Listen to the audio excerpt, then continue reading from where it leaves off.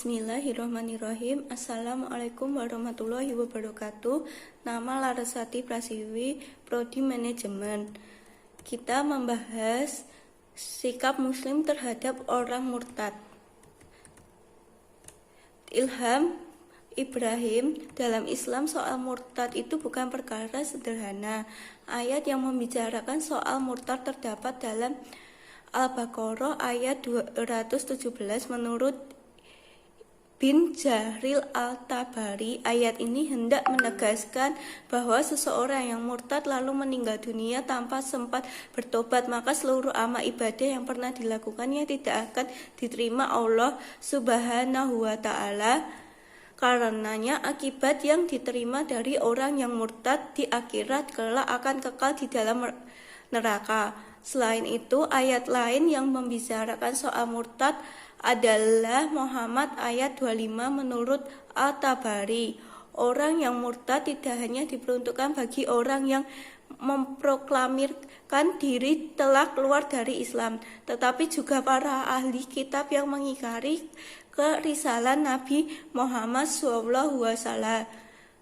Sebagian musafir juga mengartikan murtad dalam ayat itu bagi orang-orang munafik yang tidak bersungguh-sungguh dalam berislam atau mengaku Islam tapi hatinya kafir. Ayat lain yang bersinggungan dengan perpindahan dari Islam ke agama lain dibicarakan dalam An-Nisa ayat 137. Dalam ayat itu dijelaskan bahwa orang-orang yang beriman lalu kafir, kemudian beriman lagi, kemudian kafir lagi, lalu bertambah kekafirannya selama hingga meninggal dalam kekafiran. Maka Allah tidak akan mengampuni mereka setelah mereka mati dan tidak pula menunjukkan kepada mereka jalan yang lurus, yaitu jalan menuju surga. Sementara itu, hadis yang sering dirujuk untuk hukuman orang yang murtad adalah badalani nahu faqtullah. Sesiapa saja yang pindah agama, maka bunuhlah. Sebagian ulama menganggap hadis ini mengisi kekosongan hukum yang tidak terdapat dalam Al-Quran. Sebab hadis sebagai sumber hukum Islam yang kedua berfungsi menjelaskan, mengelaborasi dan merinci sejumlah ketentuan umum dalam kitab suci. Karena yang banyak ulama klasik terutama kalangan ahli fikih berpendapat bahwa hukuman bagi perbuatan murtad adalah maut. Para ahli hukum juga sepakat bahwa hanya pengusaha yang dapat menjalankan hukuman ini dan tidak boleh main hakim sendiri.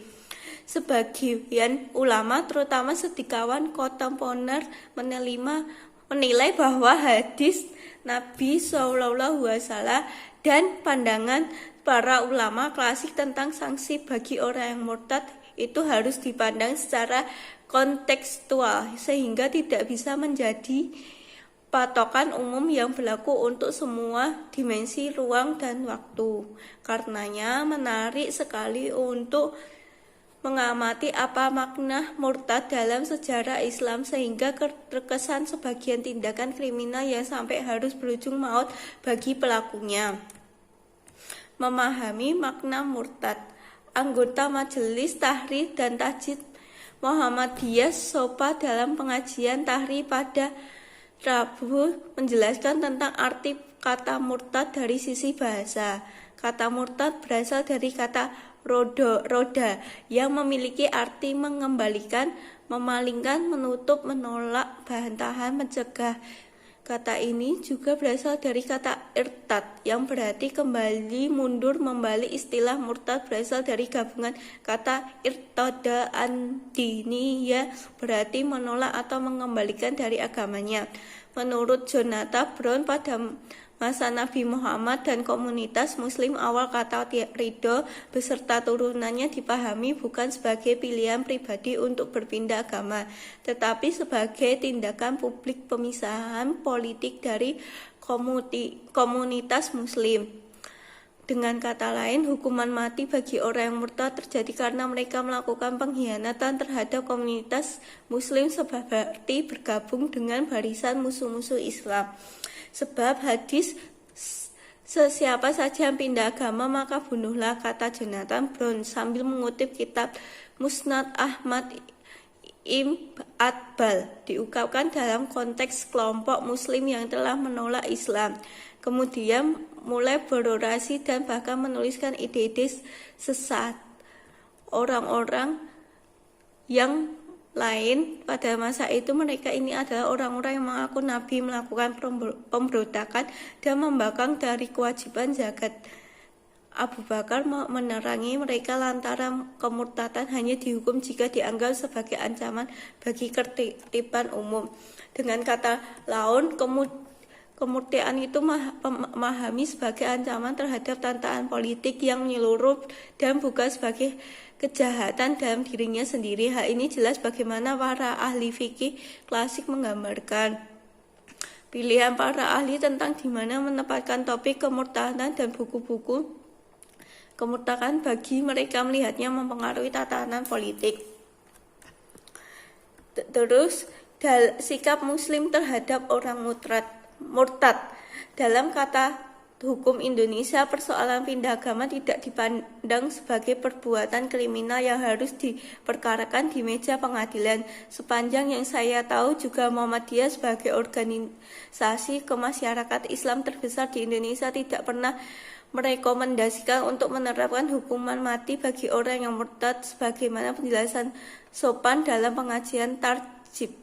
Sikap muslim terhadap orang murtad sama dengan ketentuan umum tentang hubungan muslim dengan non-muslim.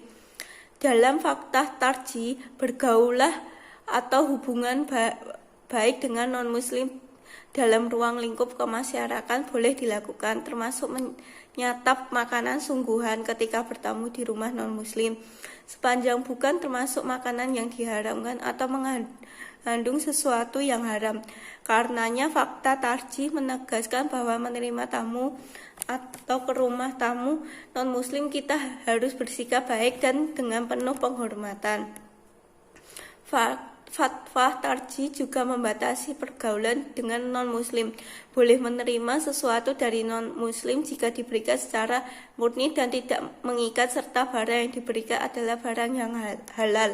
Karenanya umat Islam dibolehkan menerima sesuatu misalnya berupa karpet atau sajadah untuk keperluan sholat dari pemeluk agama lain. Akan tetapi dalam fakta tarjih ditegaskan bahwa umat Islam tidak dibenarkan untuk menyumbang sesuatu digunakan untuk sembahyang agama orang lain karena hal tersebut merupakan perbuatan menolong kepada kejelekan dan dosa.